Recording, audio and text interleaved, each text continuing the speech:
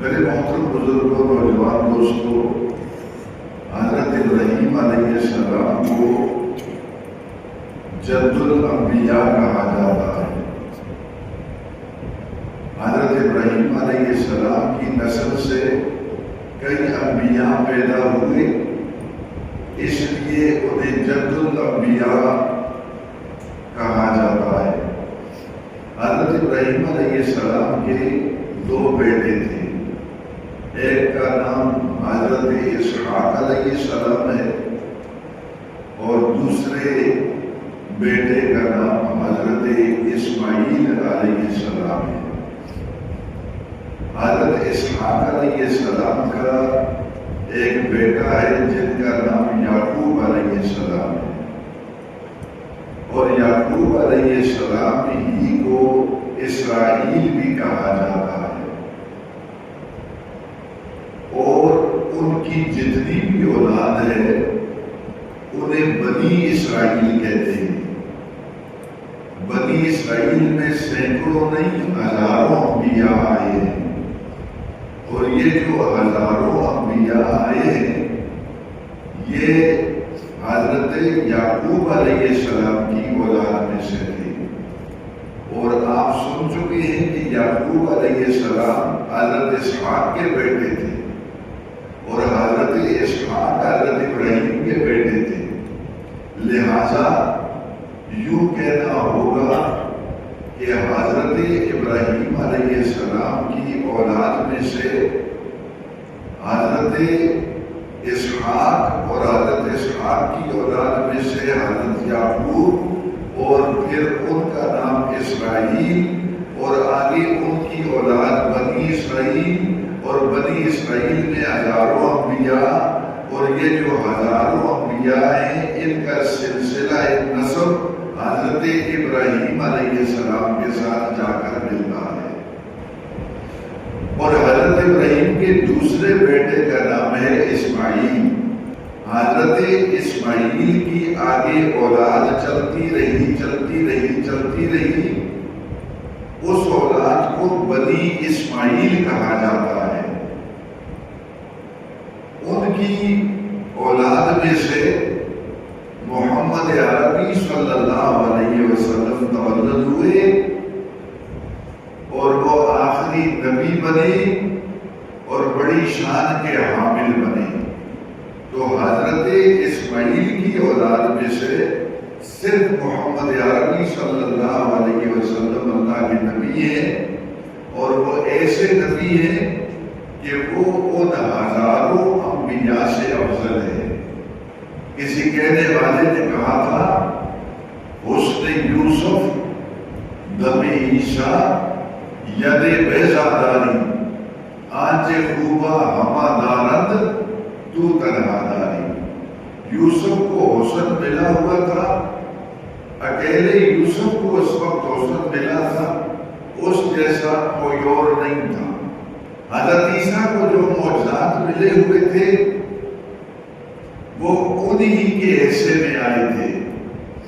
حضرت موسیٰ کو جو اعزازات ملے ہوئے تھے وہ انہی کے حصے میں آئے تھے، اور محمد عربی صلی اللہ علیہ وسلم کو یوسف علیہ السلام سے بڑھ کر حسن بھی ملا، عیسیٰ علیہ السلام کے معجزات سے بڑھ کر معجزات بھی ملے، موسیٰ علیہ السلام کے معجزات سے بڑھ کر معجزات بھی ملے۔ لہذا جدا جدا کمالات جو انبیاء میں تھے وہ مشتبہ تھے تو محبوب کبریا میں تھے۔ حضور علیہ السلام کے اندر ساری خوبیاں پروردگار عالم نے رکھی تھی۔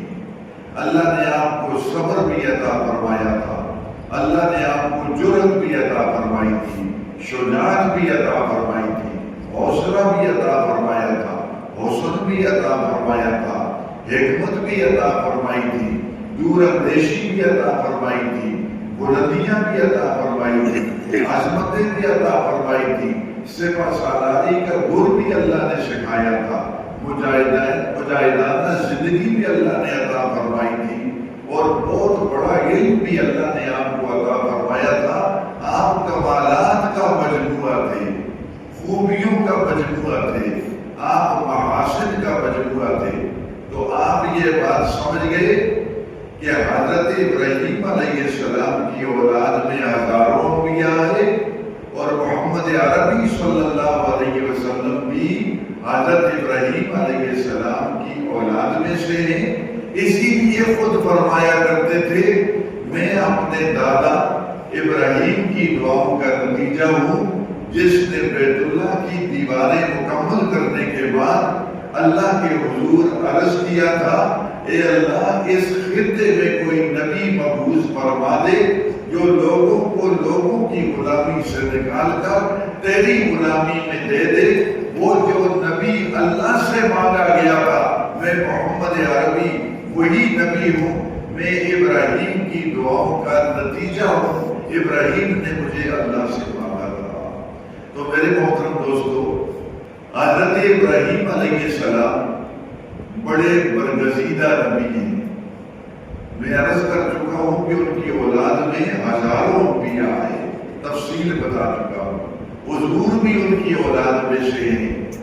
تو ان کی بزرگی اور ان کی عظمت کو یہودی بھی تسلیم کرتے ہیں، عیسائی بھی تسلیم کرتے ہیں، مسلمان تو ہر حال میں حضرت ابراہیم علیہ السلام کی بزرگی اور عظمت کو تسلیم کرنے والے ہیں۔ اب اللہ کریم نے ارشاد فرمایا کہ میں نے ابراہیم کو جو دین عطا کیا تھا، جو طریقے عطا کیے تھے، اسی دین پر سارے انبیاء چلتے رہے، انہی طریقوں پر سارے انبیاء چلتے رہے، اور اسی طریقے پر محمد عربی صلی اللہ علیہ وسلم چلے، اسی کے طریقوں پر محمد عربی صلی اللہ علیہ وسلم چلے۔ آپ وقت کے لحاظ سے تھوڑی بہت تبدیلیاں آتی رہی ہیں، پھر مجھے اور آپ کو سمجھاتے ہوئے ارشاد فرمایا وَمَن يَرْغَبُ عَن مِّلَّةِ إِبْرَاهِيمَ إِلَّا مَن سَفِهَ نَفْسَهُ۔ لوگوں سن لو، ابراہیم کے طریقوں پر چلنے میں کامیابی ہے۔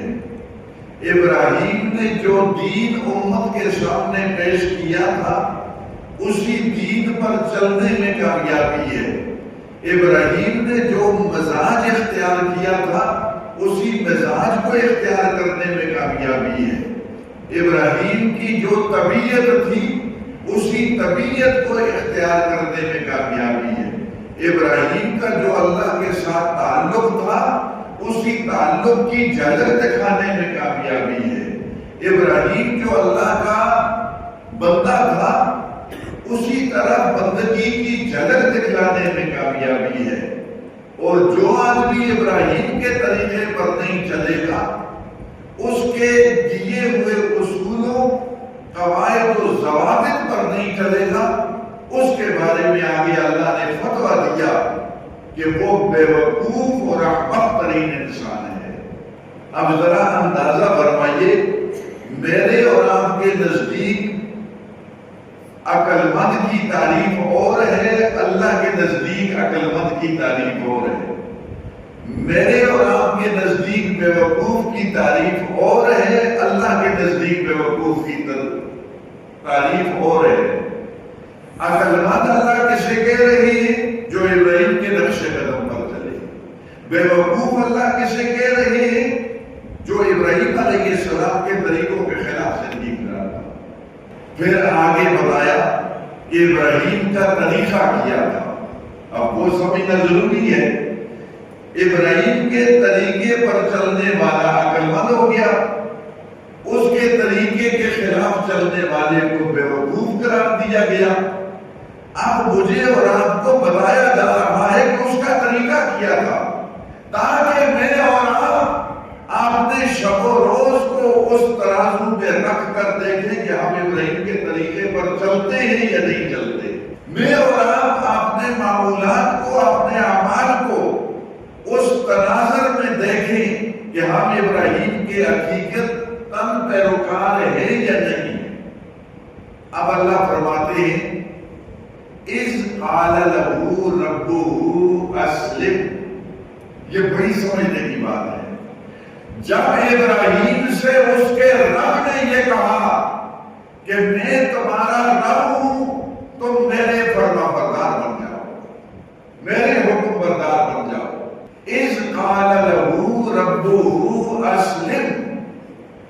کے رب نے جب اس سے کہا کہ تم حکم بردار بن جاؤ، فرما بردار بن جاؤ، میرے سامنے گردن جھکانے والے بن جاؤ، اپنے آپ کو میری مرضی کے مطابق چلانے والے بن جاؤ، اب ابراہیم کا جواب کیا تھا، قال، انہوں نے جواباً فرمایا، اسلمت لرب العالمین، میں اپنے پورے جسم کو اللہ کی مرضی کے مطابق چلانے کا عہد کرتا ہوں، میں اپنے پورے معمولات اللہ کی مرضی کے مطابق رکھوں گا اور سارے اعمال اللہ کی مرضی کے مطابق کرنے کی نیت کرتا ہوں، بس یہی سے میں نے اور آپ نے اپنے آپ کو پرکھا۔ اب مجھے بھی کہا جا رہا ہے کہ اللہ کے حکموں پر چلنے میں تمہاری کامیابی ہے اور اللہ کے حکموں کی خلاف ورزی کرنے میں تمہاری ناکامی ہے۔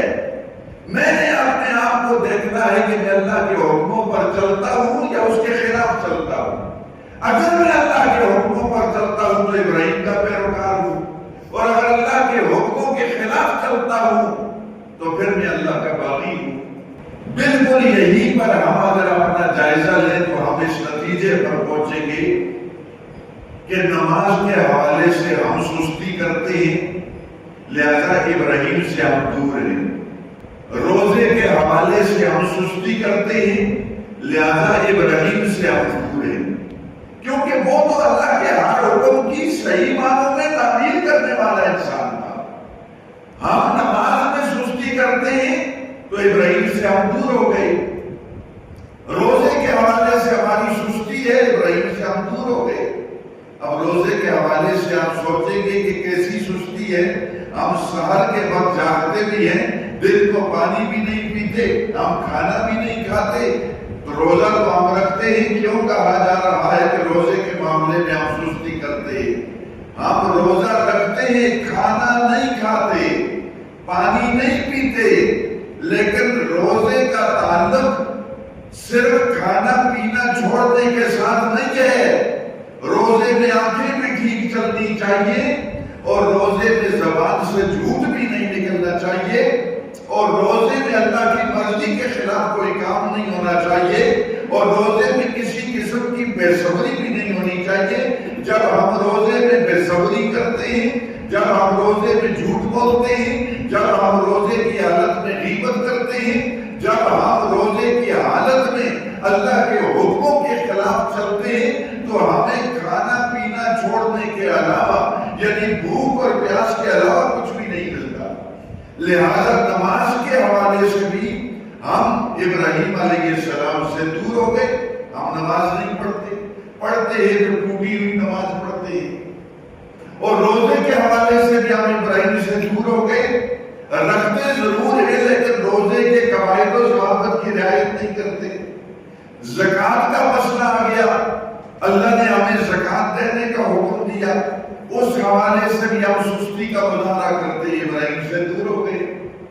حج کے حوالے سے بھی ہم سستی کا مظاہرہ کرتے ہیں، اس حوالے سے بھی ہم ابراہیم علیہ السلام سے دور ہو گئے، اور باقی جو اللہ کے حکم ہیں ان کو بھی ہم توڑتے ہیں، لہذا ہم ابراہیم علیہ السلام سے دور ہو گئے۔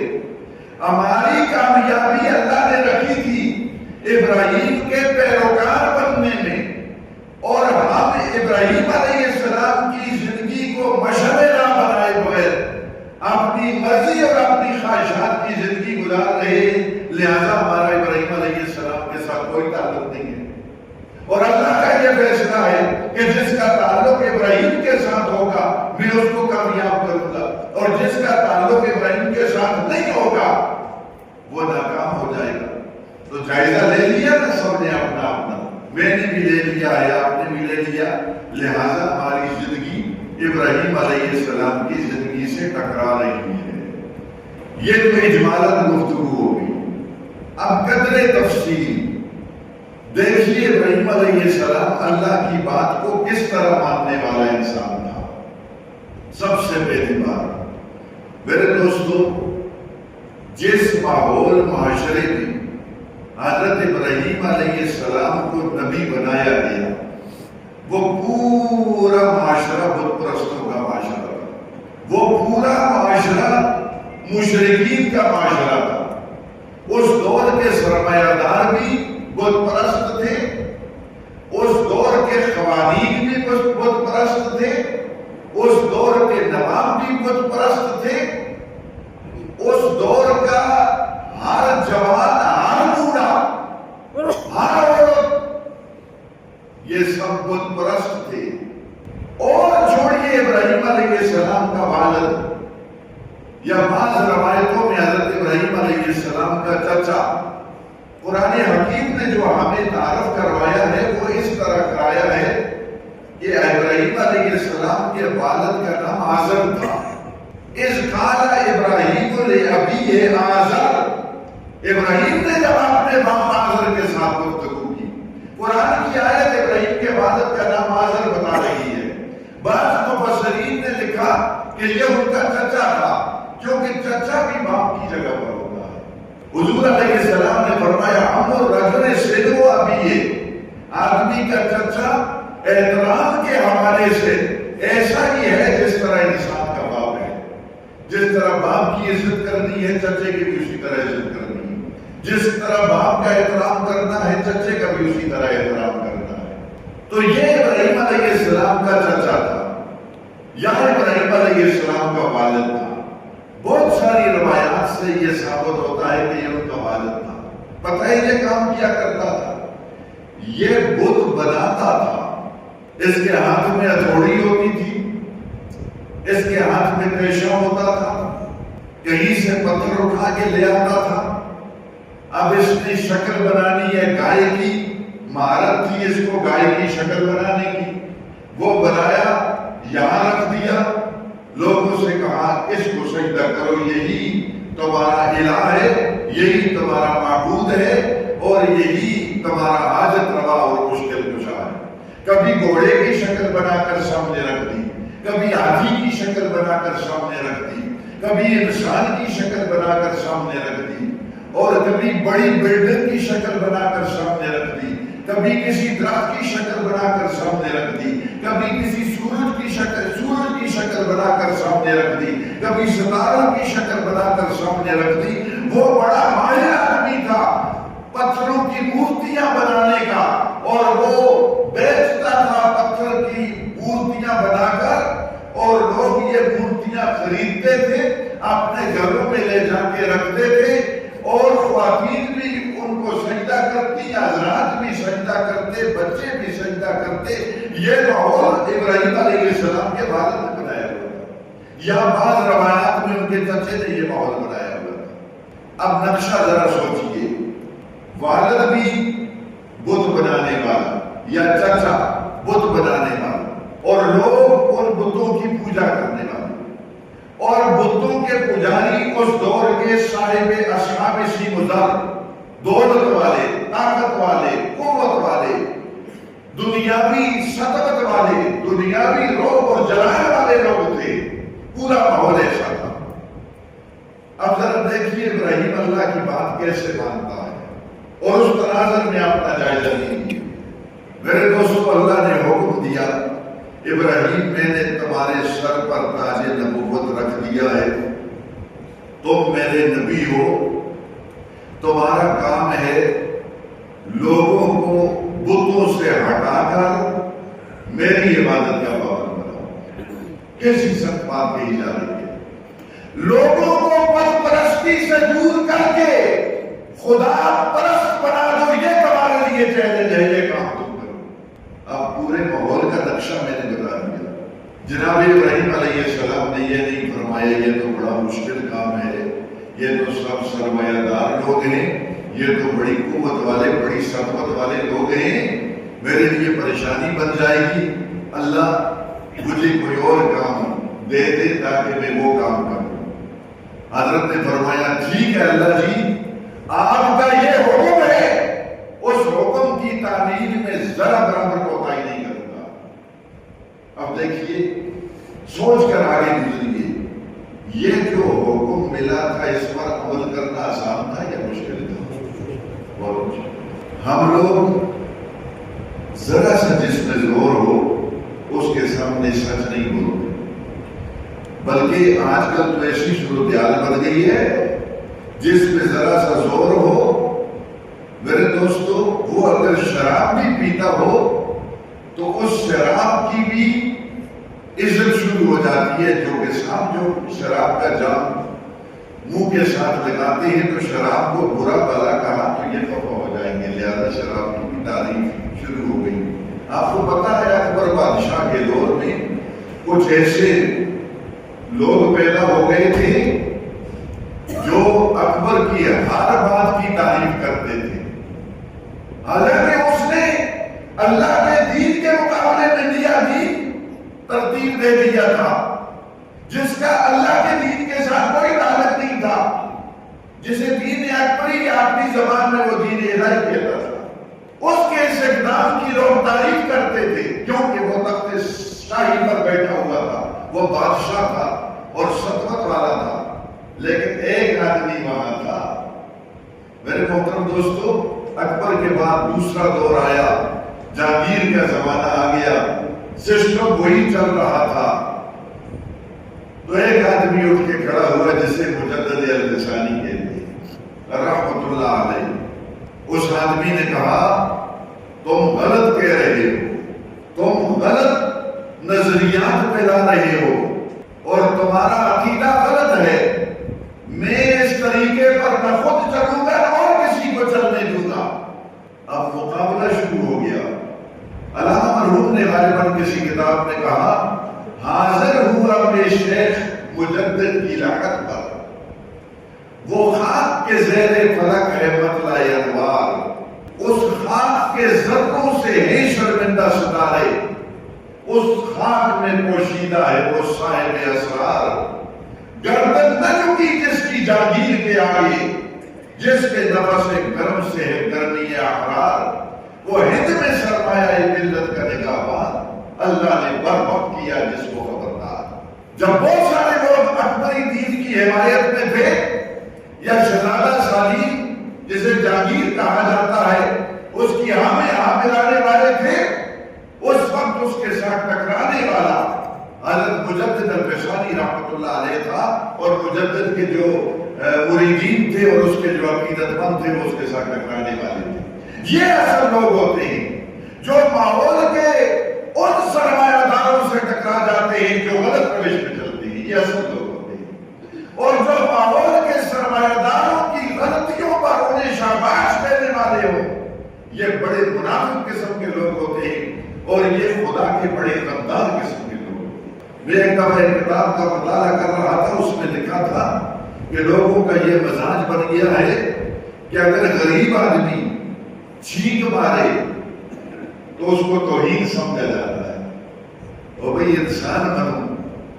اس طرح چھینک ماری جاتی ہے، منہ کے آگے ہاتھ رکھو، ادھر جاؤ دور، کہاں وہاں ڈسٹربنس پھیلائی گئی ہے، ہر ایک اس کو ڈانٹ رہا ہے، اور سرمایہ دار کے پیچھے سے اگر آواز نکل جائے اور اس کی آواز پیدا ہو جائے تو اس موقع پر بھی ناک کے آگے رومال رکھنا یا اس بدبو سے خود کو بچانا اس آدمی کی توہین سمجھا جاتا ہے، اس کے گوش اور اس کی اس پیچھے سے نکلی ہوئی آواز کی بھی عزت کی جاتی۔ اور کسی کہنے والے نے کہا تھا غربت نے اڑایا میرے فن کا مذاق، میں غریب ہوں اس لیے میرا مذاق ہر جگہ پہ اڑایا جا رہا ہے، میری غربت نے اڑایا میرے فن کا مذاق، اور تیری دولت نے تیرے عیب چھپا رکھا ہے، اور تیری دولت کی وجہ سے تیرے عیبوں پر پردہ ہے۔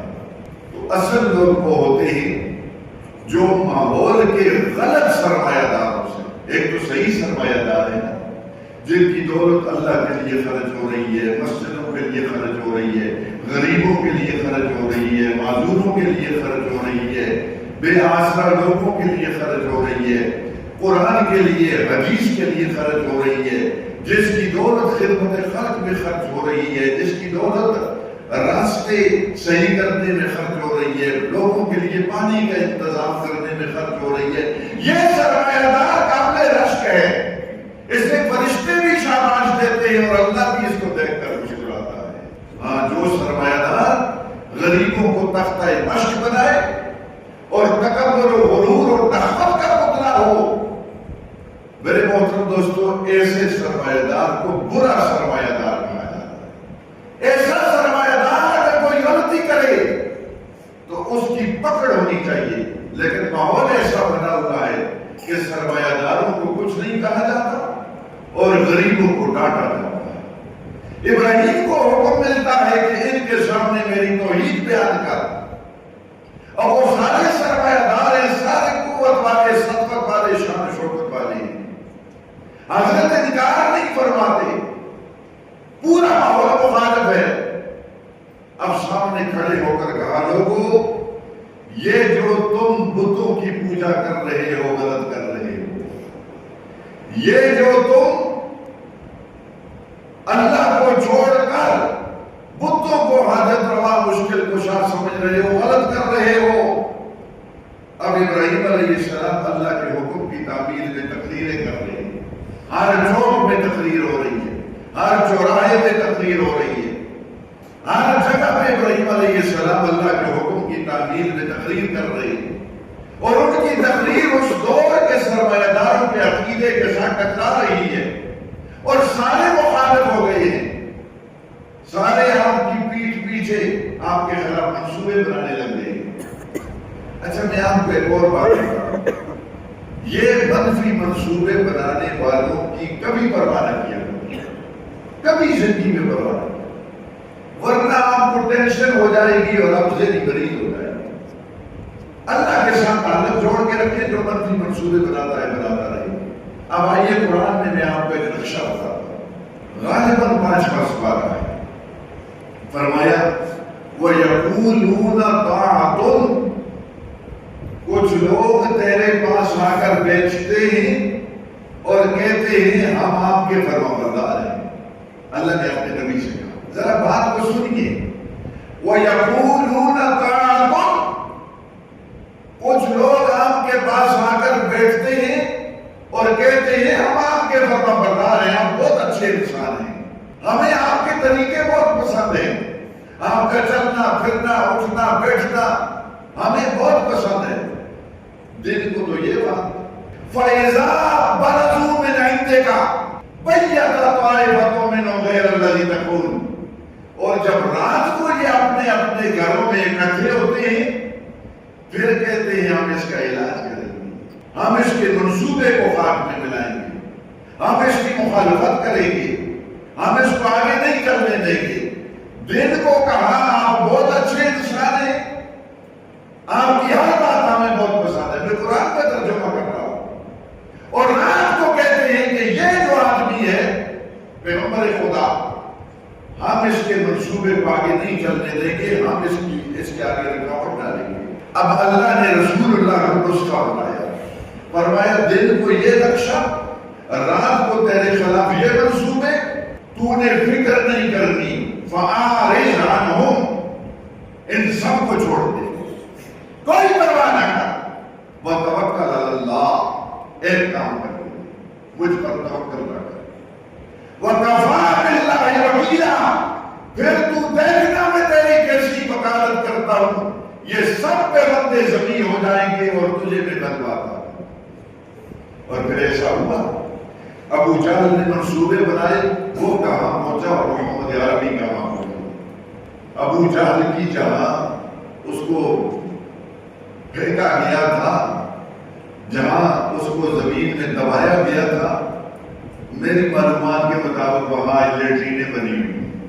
مکہ کا جو جغرافیہ ہے وہاں کے لوگوں نے بتایا وہاں لیٹرینیں بنی ہوئی ہیں۔ حالانکہ عرب کا بڑا سردار تھا اور ایک حبشہ سے آیا تھا، کالا سیاہ، موٹے ہو، بظاہر دنیاوی حوالے سے چہرے پہ کوئی کشش۔ علامہ مرحوم نے کہا چمک اٹھا جو ستارہ تیرے مقدر کا، حبش سے تجھ کو اٹھا کر حجاز میں لایا، وہ آسمان چھٹا تجھ سے ایک دم کے لیے، کسی کے شوق میں تو نے مزے سے دم کیا۔ اور جہاں رہتا تھا بلال وہاں پر شاہی محلات بنے ہوئے ہیں، اور جو بادشاہ وہاں رہتا ہے وہ اپنا تعارف یوں کراتا ہے، مجھے یہ فخر حاصل ہے کہ حبشہ کے سیاہ فام نے جہاں زندگی کے لیل و نہار گزارے وہاں پر میں اپنے بیوی بچوں سے زندگی کے میرے محترم دوستو، ابو جہل منصوبے بناتا تھا رسول اللہ کے خلاف، کہاں پہنچا؟ اور حضور علیہ السلام کو اللہ نے کہاں پہنچایا؟ کتنا بڑا مقام اور کتنی بڑی شان عطا فرمائی۔ تو جو لوگ منصوبے بنائے آپ کے خلاف، بشرطے کے موقف آپ کا ٹھیک ہو، قرآن اور سنت کے مطابق موقف ہو، بنانے دیں منصوبے، انتظار کرے وہ کب ذلیل ہوتا ہے اور انتظار کرے آپ کب کیا۔ اللہ ہمیشہ حق کو انسان کے ساتھ ہوتا ہے، اللہ ہمیشہ سچے کے ساتھ ہوتا ہے، اللہ ہمیشہ اچھی نیت رکھنے والوں کے ساتھ ہوتا ہے۔ جو بدنیت ہوتے ہی، جو جھوٹے ہوتے ہی، جو مکار ہوتے ہی، جو دجال ہوتے ہی، وہ 1 مہینہ چل سکتے ہیں، 2 مہینہ چل سکتے ہیں، سال 2 سال چلیں گے، آخر وہ خراب ہو جائیں گے، ذلیل اور رسوا ہو جائیں گے۔ تو حضرت ابراہیم علیہ السلام نے لوگوں کے سامنے حق کو بیان کیا، اب ان کے خلاف بھی منصوبے بننے شروع ہو گئے۔ لیکن پیغمبر منصوبوں سے کہاں ڈرتا ہے؟ چوتے لا بدستاری بیا تنہا چہمداری مجو از غیر حق یاری الا فتح الا اللہ کے سوا کسی کی مدد نہ تلاش کرو، مدد کرنے والا صرف وہی ہے، اسی کے ساتھ چمتے رہو، نتیجہ یہ نکلے گا تم کامیاب ہو جاؤ گے، تمہارے دشمن تباہ و برباد ہو جائیں گے۔ ابراہیم علیہ السلام اس عقیدے کے ساتھ آگے بڑھ رہی ہیں، تقریریں ہو رہی ہیں، مخالفین کی کوئی پرواہ نہیں۔ میرے دوستو، آپ کو میں بتا چکا ہوں کہ حضرت ابراہیم علیہ السلام ہر معاملے میں اللہ کے حکم کی تعمیل کر رہے ہیں۔ اب ادھر مخالفت ہے، ادھر اللہ کا حکم ہے، مخالفین کی کوئی پرواہ نہیں ہے، اللہ کے حکم کو پورا کر رہے ہیں۔ جس طرح پہلا آئینہ میں نے آپ کے سامنے رکھا تھا، دوسرا آئینہ بھی آپ کے سامنے رکھا۔ اس حوالے سے بھی ذرا اپنی تصویریں دیکھیں۔ ہم وہ لوگ ہیں، اللہ معاف کرے، آمین کہتے سارے۔ ہم حق نہیں بولتے، جب حق نہیں بولتے تو ابراہیم کے ساتھ ہمارا کیا تھا؟ ہمیں توکل اللہ نصیب نہیں ہے تو پھر ابراہیم کے ساتھ ہمارا کیا تھا؟ ہم جرگوں میں ڈنڈی مارنے والے ہیں، ہم غلط کو غلط نہیں کہتے اور ٹھیک کو ٹھیک نہیں کہتے۔ ہمارا رشتہ دار آج بھی یہ نفسیات، آپ معاف فرمائیے گا مجھے، میں معذرت کے ساتھ عرض کرتا ہوں، آپ کی مختلف قوموں کا اکٹھ ہے، کہیں کون سی برادری ہے، کہیں کون سی برادری، کہیں کون سی برادری۔ جس برادری کا کوئی آدمی جرم کر دے، اس برادری کا بڑا یا اس برادری کا ذمہ دار یا اس برادری کا بزرگ اپنے آدمی کو کبھی بھی غلط نہیں کہے، سامنے نظر آتا ہو پھر بھی غلط نہیں کہے۔ یہ روش بڑی غلط ہے، بالکل سچ بات ہو، کہتا ہوں وہی بات، سمجھتا ہوں جیسے حق، نہ ابلہ مسجد ہوں نہ تہذیب کا فرزند۔ یہ لمبی تشریح ہے، میں تشریح نہیں کر سکتا۔ اپنے بھی خفا مجھ سے ہے، بیگانے بھی ناخوش، مرزانے حلاہل کو کبھی کہہ نہ سکا بند۔ آپ کی قوم کا کوئی آدمی اگر غلط کام کرتا ہے، محض قومیت کی وجہ سے اگر آپ اس کی طرفداری کریں گے، آئیے آج مجھ سے آپ فتویٰ لیں گے، اور اللہ کی قسم حدیث صحیح میں آپ کو بتاتا ہوں، مفتی اعظم کا فتویٰ، مفتی اعظم کا فتویٰ آپ کو بتاتا ہوں۔ کون مفتی؟ وہ مفتی جس کی غلامی جبرائیل کرتا تھا، وہ مفتی جبرائیل جسے سلوک کرتا تھا۔ دیکھی نہیں کسی نے اگر شان مصطفیٰ، وہ دیکھے کہ جبرائیل ہے دربان مصطفیٰ، جبرائیل اس کے دروازے کا چپراسی ہے۔ وہ مفتی اس مفتی کی بات ہے، اس مفتی کا فتویٰ سنیے علیہ السلام۔ فرمایا مم ماتا، علماء بیٹھے میں ترجمہ کرتا غلطی کو تو سامنے بتا دیا، بات پر رکھے بھی نہ، میں خوشی محسوس کروں گا جو مجھے سامنے بتا دیا، ذرا کوئی نہیں ہوں، جو حق بات آ کر بتائے میں اسے تسلیم کرنے کے لیے گیا، ترجمہ میں کر رہا ہوں۔ مم ماتا، جو مر گیا، جس کا خاتمہ ہو گیا، علی الاسمیہ، طرفداری کرتے ہوئے یا طرفداری کی روش پر، ترجمہ ہو گیا، آگے فتویٰ سنیے۔ فلیس منا، میں محمد یہ اعلان کرتا ہوں، غلط طرفداری کرنے والا میرا امت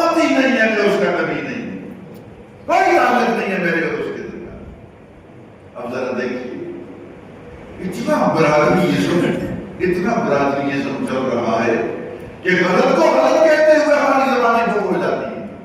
حضور علیہ السلام کا دور ہے، جھگڑا ہو گیا دو صحابہ، ایک مہاجر ہے ایک انصار میں سے۔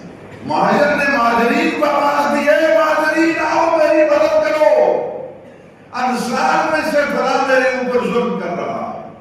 اور جو انصاری تھا اس نے کہا، اے انصار آؤ ہماری مدد کرو، یہ مہاجرین ہم پہ ظلم کر رہے ہیں۔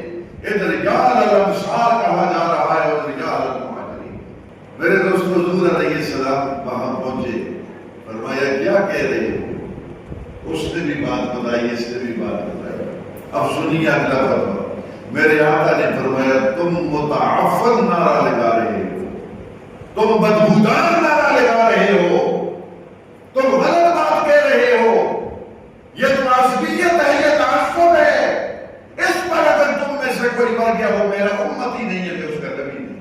لہذا عدد بناؤ یا حضرت، اپنوں کا دفاع صحیح عنوان پر تو ضرور کرو، لیکن آپ کا اپنا اگر غلط عنوان کے ساتھ سامنے آیا ہوگا اسے غلط کہو، اور غیر اگر آپ کی برادری سے ہٹ کر کوئی آدمی صحیح عنوان کے ساتھ سامنے آیا ہے اس کے ساتھی بن جاؤ، اس کے مددگار بن جاؤ۔ یہ ہے ابراہیم علیہ السلام کا۔ اللہ ہمیں حقیقت سمجھنے کی توفیق دے۔ ہم غلط روش پر یہ اپنی اصلاح کر لے سارے، اور سب کو یہ مرض ہے سب اس حوالے سے بھی سچ بات کرو، سچ اللہ عمل کی توفیق عطا۔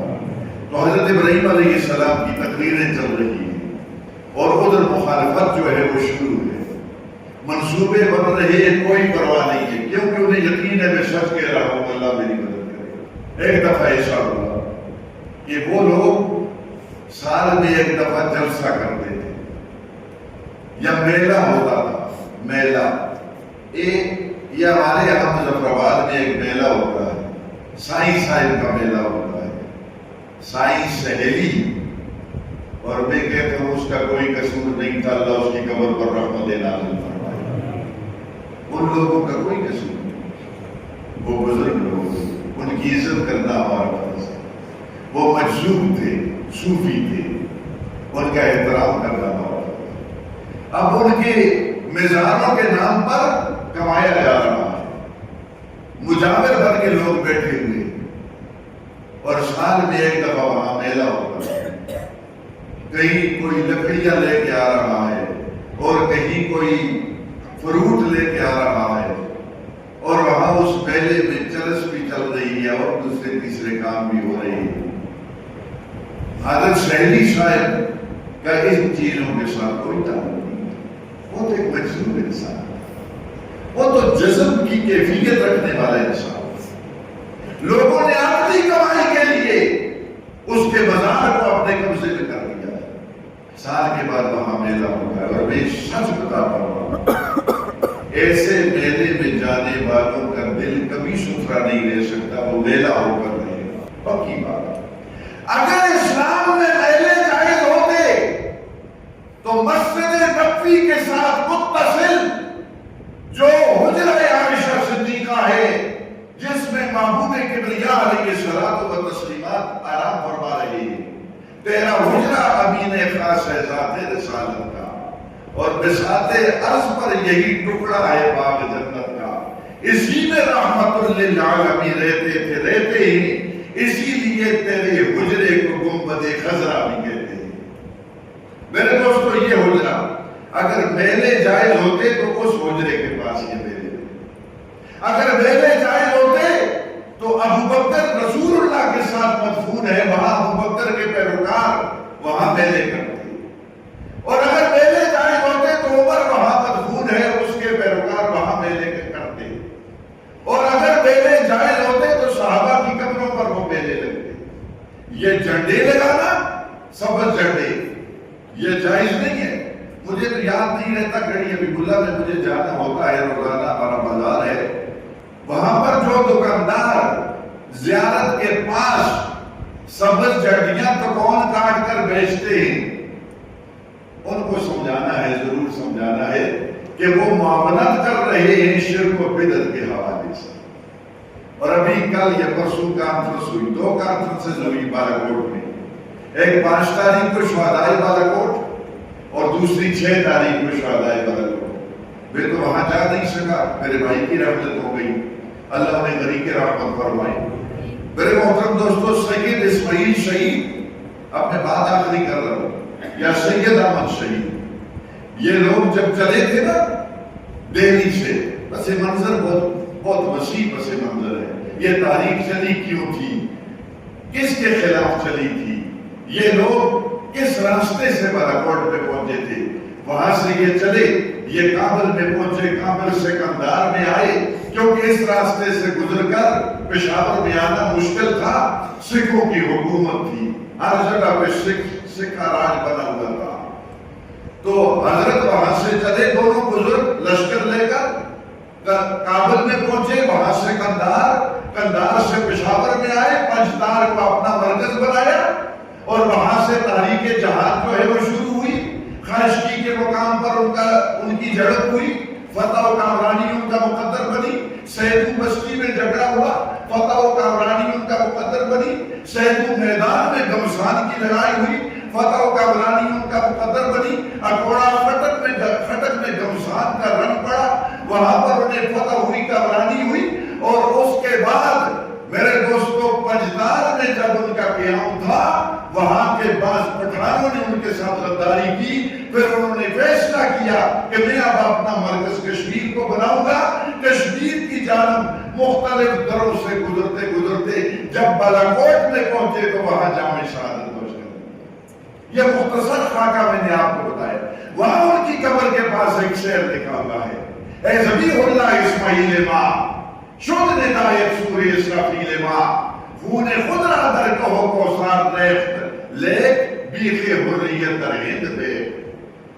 یعنی اے ذبیح اللہ، تو نے اپنی جان دے کر اللہ کی توحید کے ترانے بلند کر دیے، آزادی کے ترانے بلند کر دیے۔ یہ توحید پھیلانے والے لوگ تھے، ان کی جدوجہد سکھوں کے خلاف بھی تھی اور غلط عقیدے کے خلاف بھی تھی، اور ان کے دور میں لوگ قبروں کو سجدہ کرتے تھے، اور ان کے دور میں لوگ قبروں کو حالت روا مشکل کشا کہتے تھے، اور ان کے دور میں جانور ذبح کرتے ہوئے کہتے تھے یا بابا گرو نانک، پھر چھری چلاتے تھے، اللہ کا نام کوئی نہیں لیتا تھا، اور مسجدوں میں سکھوں نے اسٹبل بنائے ہوئے تھے، اپنے دفتر بنائے ہوئے تھے، انہوں نے سکھوں کے خلاف جہاد کیا اور غلط عقیدے کو صحیح عقیدے میں تبدیل کرنے کے لیے محنت کی، اور آج اسی بالاکوٹ کے ایک سب سے بڑے بازار گڑی علی گلہ میں جو مرکز بنی ہوئی ہے، یہ قطب الدین شہید رحمت اللہ علیہ کی مرکز ہے، اور یہ بھی میرے محترم دوستوں میری معلومات کے مطابق شہداء کے قافلے کا ایک فرق تھا،